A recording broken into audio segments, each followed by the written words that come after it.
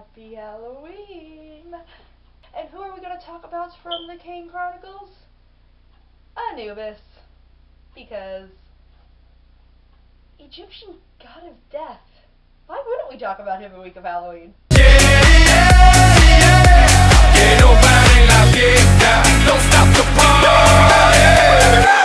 Okay, so like I said, we're talking about Anubis today. Yes, I am wearing a vampire's cape. But anyway, talking about Anubis, so excited. First modernized god by Riordan I'm going to talk about, which is actually really weird because if you think about it, he modernized every Greek god, every Roman god, every Egyptian god, and soon to come every Norse god. Although that's kind of already been done with Thor and Loki, but who cares? But now, I'm going to actually talk about one of them, which is really weird. So I feel like I should tell you the myths of Anubis before I get into this series too much. So first off, Anubis is probably one of the, if not the most recognized Egyptian god. You say Anubis, you automatically think Egyptian death mummies. You know what you're talking about when it comes to Anubis. It is death. And I was surprised to find that there was not that many myths about him. I could really only find 4 myths. 2 of them are about his birth. No one can agree on whether or not it was Set or Osiris who was his father. In this book, it's Set, so we're going to go with Set. And then the other one, obviously about him creating mummification. He mummified Osiris to bring him back from the dead after Set killed him because, I don't know, that's Egypt for you. And he mummified him, created mummification. Okay. 4th myth, the Feather of Truth. That's about it. He weighs the hearts of the dead against the Feather of Truth. That's it. But he's one of the most well-known, most recognized Egyptian gods, which is very strange because you have more myths about Ra. And to be honest with you, as I've said before, I don't know a lot of Egyptian myths before now, and Anubis was really kind of the only one I knew. And I only knew he invented mummification. I never really knew why he invented it. But now we have this version. And, oh,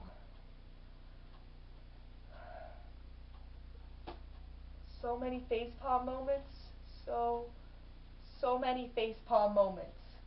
Okay, for starters, yes, I know I have the Serpent Shadow again.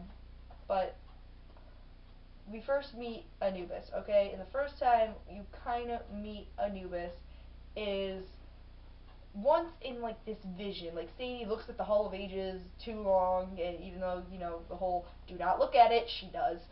And she goes back in time memory, and Anubis is just like, you're not a ghost. Well, gee, thanks! Glad to know I'm not dead. So, yeah, and he just completely, it goes over his head, and then you meet him again in a dream, and he's like, you again? It is really strange, because it's like, you don't exactly, I never really expected him to act like this, to even look like a teenager to begin with. But then again, I thought about it, it makes sense. He is technically the youngest god. He is technically the youngest Egyptian god. I mean, in here, I have the Kane Chronicles Survival Guide, and in here, once I find it, in here there is a family tree. There's a family tree, as you can see, and it goes Ra, Shu, I can't pronounce this thing, but like Tefnut, and then Keb and Nut extend off of them, and then they get together, and then and then it goes Osiris, Is, Set, and Nephthys, and then Osiris and Is goes down to Horus, but then Set and Nephthys, who in this series, at least according to Rick Riordan, it would go down to Anubis, but you see Anubis isn't there. It's blank. You can see Anubis is not there.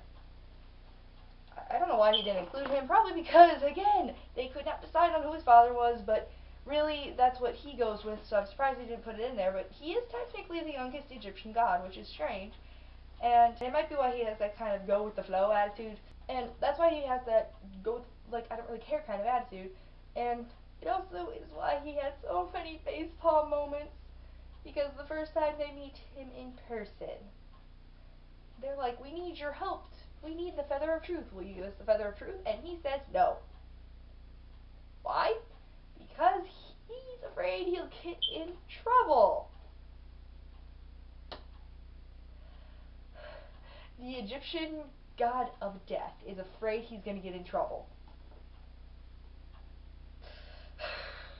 He needs to get out more. But it also makes sense because it's like he practically lives in a courtroom. So it does make sense that he is going to like rules more and follow them more. But still, it's really weird seeing it. And and then you have all these other parts that are very strange. Like, he is pretty much the only Egyptian god that the magicians kind of don't care about, because they never went after him to lock him away in the dawn. They never went after him, like, even when he started coming out again and helping the Kanes. They never really did go after him. They never even considered him a threat, although I'm kind of thinking that there's this, like, mutual happiness between them where it's like, hey, I won't bother you if you don't bother me. And they were just like, we're good with that. Okay, we're going to see you in death anyway, so see ya. Like that, which is probably fine. And really, it's just so funny. He acts like a teenager. You have to, like, remind yourself, this is an Egyptian god we're talking about. An Egyptian god. Because in this one, he gets grounded, which is another facepalm moment. And then, as Sadie says, he is immortally embarrassed. Because mortals get mortally embarrassed, and he's immortal. I see what he did there. He's immortally embarrassed because then he gets grounded right in front of his girlfriend that he won't admit is his girlfriend. And the fact that he got grounded, that's a pun and also just really funny. It really is. It's hilarious watching, like, these like mythological gods act like a family. And he's just like, this is my grandfather, technically. And it's just really funny, honestly. It's really funny watching this. And, okay, let's bring up his appearance real fast. Yes, he looks exactly like Nico, but, like, in a different way, I think, because, like, Sadie describes him as drop-dead gorgeous. As girls, everyone probably immediately imagined him as, like, the bad boy type, almost, I guess. That's the best way to say it. And then, of course, it didn't help that in this one, the fact, and we know he's hot too, because the fact that Sadie describes him as Anubis was sporting a formal Egyptian look. He wore a golden neck collar, a black kilt, sandals, and pretty much nothing else. Yes, every girl probably loves that part and has marked that part and has probably drawn plenty, and actually I know has drawn plenty of pictures of what he looks like as a formal Egyptian. So we know he's hot, which is weird because we also know that he pretty much is going to be the 16-year-old version of Nico. When they do this big giant crossover, it's pretty much going to be one of those things where Sadie's going to come out and be like, Anubis? Oh, wait, you're Nico? Are you sure? Because he's going to look exactly like Anubis, and he's going to once he turns 16. As I said for the predictions, the moment that boy turns 16, they could switch places and no one would really notice. No one would, because I'll talk about it later, but Nico also has the dream thing, Anubis can, because Anubis explains that dreams are a form of spirit travel. So it's also kind of setting up for the Blood of Olympus that, oh yeah, I remember that from this book series. So, I'm getting into Blood of Olympus now. Yay! But anyway, back to Anubis. You gotta love him.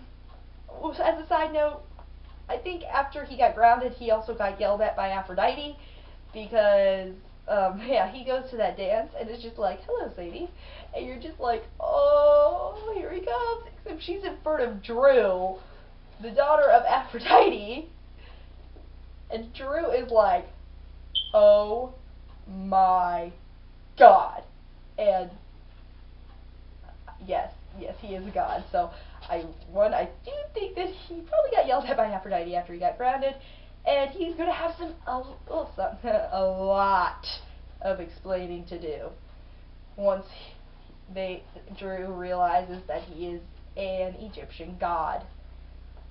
So much explaining to do. So much explaining. And yeah, and honestly, I like how he is all around. It's funny seeing him do facepalm moments, but again, it makes sense. He is the youngest Egyptian god. And it's also interesting, and he's been stuck in the land of the dead, which sounds a lot like Tartarus, I'm just saying. And with the whole layers thing, But he is down there, and he doesn't know anything about, like, courtships, which is kind of really funny, and he's just like, why hasn't your family married you off yet? And Sadie's like, excuse me? Pulling some sass on him.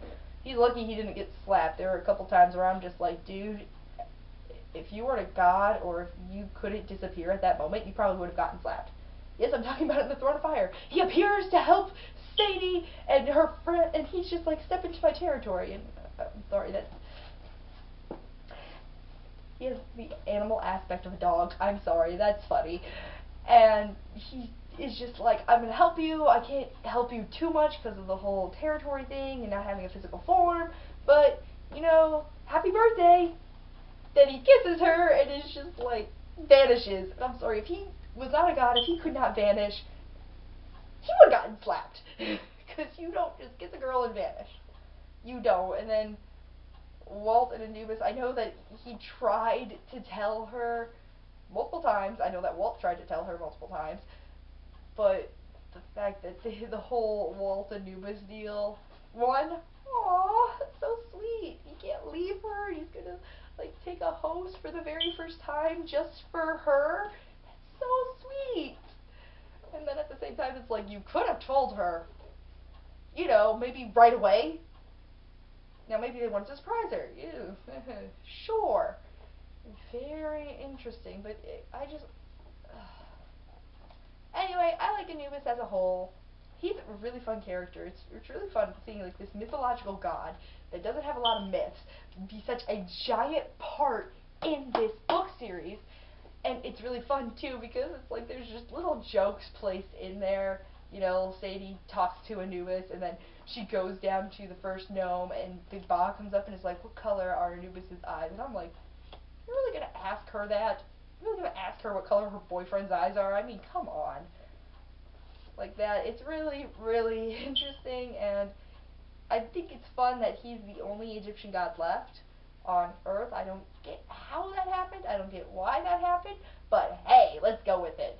And it's even funnier that her mom was like, go easy on him. This is like his first time going through a normal life. It's just like, so is he gonna like stay 16 forever? That's my question. Is he gonna stay 16 pretty much like even afterwards, or is he actually gonna be older when this is done? When like Walt grows old and dies, is he going to be older, or is he still gonna look like he's 16? I really don't know, but you know, we're gonna pretend that Walt never dies and that they're just gonna stick together in the same body, which brings up another point of a small point, because I really want them to cross this over, and he's gonna have some explaining to do, because once the Greek Romans find out, especially about this whole Egyptian thing, especially the Greeks, they're gonna be like Cronus and Luke, right? Yeah. Oh my god.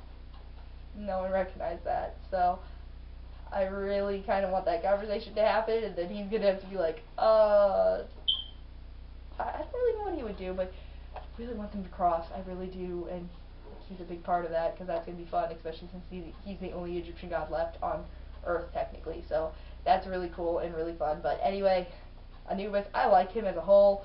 This series is so much fun, especially having him like as a bigger part, because in the other ones, you know, you had your generic, like, modernized gods. Like, they would occasionally help out, you'd see them, they'd be cameos, something like that, but not him. Although he does start off as the typical modernized Riordan god, where it's like, occasionally he shows up in some dreams, he does a couple things, but then when they get down there, full-on cliches, because apparently it is a requirement for every single, like, god in Rick Riordan's books to be like, okay, I won't kill you yet. Apparently it's a requirement, because I think every single one of the Olympian gods have done that. I think all of the Egyptian gods have done that. The Norse gods are probably going to do that. It's like a requirement that at some point or another they say that. He does, so it's really fun and interesting, and it's also fun because you have to be reminded that he's a god sometimes. Because you have him, like, disappearing, vanishing, okay, that's normal, but then when he uses his powers, oh, you better watch out, because there's some points where I actually had to stop and be like, oh, right, he's an Egyptian god, I forgot about that, because he just does not act like it, he does not really try anything like it. It's just so surprising, because in the end of this book, when Sadie nearly is killed, and Walt, like, runs in front of it, it's just, my guess in the conversation went like this. Is that? Yes. Okay. Yeah, Anubis, what? Let's do this. They ran across the room and they were together, and then he was like, go for it. Kill her. Go. Because he just went at it entirely. Just like opening the ground, souls and demons and bods and all this other stuff coming out, grabbing her, dragging her back down, and you're just like, right! He's a god. I forgot for a second. Yeah, he's a god. Okay, I forgot about that. She's dating the god of death. Okay. That was funny. It's so much fun that Rick Riordan has to remind us that he's a god. It's really interesting and fun, because when he decides to use his powers, you better watch out. And then it's also so much fun that he's kind of like a demigod in a way, because, you know, not that great father-son relationship going on. And, oh wow, not that great. But then when his dad's like, that's my boy, he's just like, shut up. It's just like, yes, so much fun. You throw in a hilarious part after a part that you're like, oh my god, like that. It's fun. That's Rick Riordan for you. So, that is Anubis for you, at least this version of Anubis. If you want to find out more about Anubis, just Google myths about Anubis. You'd be very surprised at how different he looks on hieroglyphic walls. It's really funny. But now for your word of the day. Nice violent one for Halloween, shall we? Hadi. You remember that one? Yes, it means destroy. Here is the hieroglyphic for it, right there. That is the hieroglyphic for Hadi. Destroy. Try not to use that one on Halloween. Try.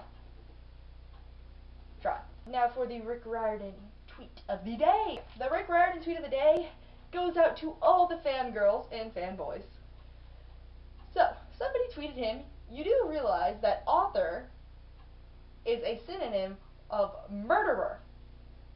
He responded, like fangirl is a synonym for overly dramatic. Hard to argue with that.